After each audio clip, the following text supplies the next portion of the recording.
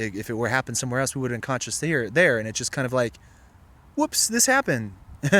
Hey, you have human beings and they feel, and you have animals and they're all kind of the same, and it's kind of like a fractal thing where, the same pattern is just put through different layers of inclusivity, and where on a bigger scale it looks like this, and on a smaller scale, that same law is applied.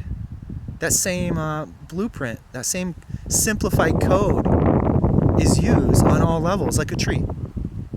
See, this tree, for instance, if you look at the higher, smaller branches, it has the similar pattern as the very beginning branches. And life is the same way. And I believe it's from an efficiency of energy that can be used to where one law, one blueprint, just kind of fractals out to infinite array of design. And you have a variety where anything can happen. You can have this one identity, this one fractal, this one being turn into and explore so many different faces, so many different identities with different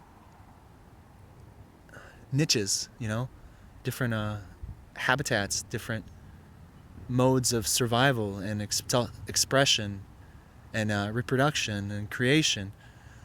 And I find that, once I kind of awoken to that understanding, it just all kind of clicked. And I'd been studying that for a long time, where I knew everything connected. It must have been some sort of intuitive knowing I picked up from nature, picked up from just maybe my DNA, past life understandings, or just from having an open indigo, where you receive wisdom, you receive telepathic understanding through tapping into higher levels of coherencies within the electromagnetism within your body, and that being your pineal, and through violet ray receiving God's understanding or intelligence. So it all kind of clicked, and it's like, how did I not ever see that before? And it's kind of like I believe in one creator and one source of everything that then is the radiator of and the stability of that information through that electromagnetism, which many religions have called different things. It's been called prana, it's been called chi, it's been called the Holy Spirit. And what it basically boils down to is love and light. And just like computers, just like our telephone lines, electricity, electromagnetism, magnetics, and electric potentials, charges, can carry information, and that's what happens within the photon itself. The photon being both a particle and a wave, dependent upon what these quantum scientists decided to measure in their experiment. It would act differently, and it just basically tore apart the previous understanding, the previous assumptions of science itself, of the fundamental building blocks and laws that on one scale seem so permanent, like gravity and cause and effect, that on a quantum scale, atoms just pop up, quarks just pop up here and there and go to separate places. And there's been a plethora of scientific scientists since then, and studies that have just torn apart.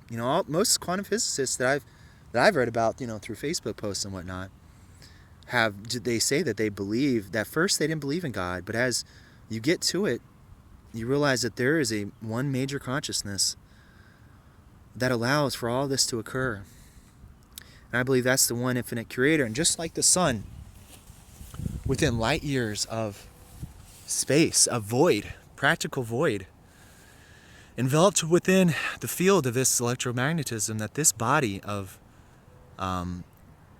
fusion and magnetic radiation and setting the laws and giving the fuel, the source of matter here, that just like the law of one, that if fractals elsewhere where you have, and you have a black hole in every center of every galaxy, that sets those bodies of mass and the the vortices into motion and regulates it. And just like the entire universe, we have one source that gives out this fractal blueprint that, through the law of conservation, gives that fractal blueprint. And everything we see, how matter, how like water and the minerals, how spheres of mass begin to form and coalesce, and over time it's magically just DNA begins to form and cells begin to be created through smaller organelles going into larger organelles, which then have kind of like a symbiotic relationship, then begin to act as one entity, as single cell biological organisms. And from there, and if you think about it, over a relatively short period of time, and in space terms, kind of falls into place to create mammals.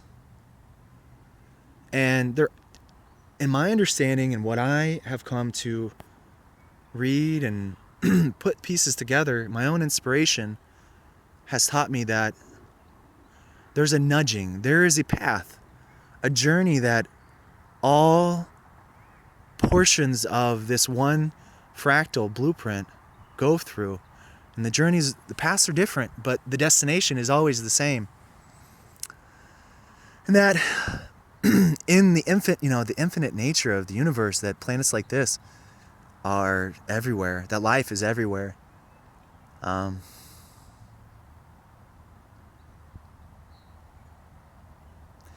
that nudge are these attractor fields of magnetism within just the background of space itself, given by the sun.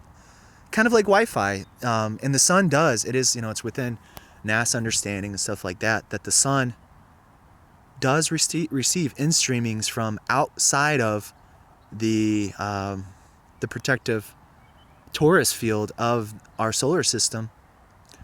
And it implements and restructures itself based upon the outside forces that stream into the sun itself. It's kind of like a receptor. It's a transceiver, just like us. And it's even within NASA as well that we're coming into a field of extreme magnetism, extreme heat, extreme electricity that they don't know how our sun is going to respond. And we are just right on that edge, and I'm sure I personally already know that it's affecting the structures, the magnetic structures, the patterns, the threshold set points of the sun magnetic body itself. And that's where a lot of the earth changes are coming from, because then it streams into the Earth's torus field and affects tectonic plates and such. Then also us. And organisms are highly susceptible to electromagnetism, where like behavior will be affected. If there's a solar flare, a lot of people, and it's been reported in mainstream media, that you'll get chest pains, and I've experienced them too. Back in like 2006, when there was a huge, there's like some of the most massive ones ever on record. And there's tons of evidence that magnetic fields, like the Schumann resonance that's usually within a certain amount, alters behavior, alters gene expressions. That's what it's all about, gene expressions. You have tendencies in your DNA that you have a tendency to be, you have a greater chance of being overweight, or a greater chance of having addictive behaviors or possibilities and getting trapped in that, or even with the change in our diet of the past couple of generations, where if your your grandparents were diabetic, that DNA then gets transferred, and your mother is even more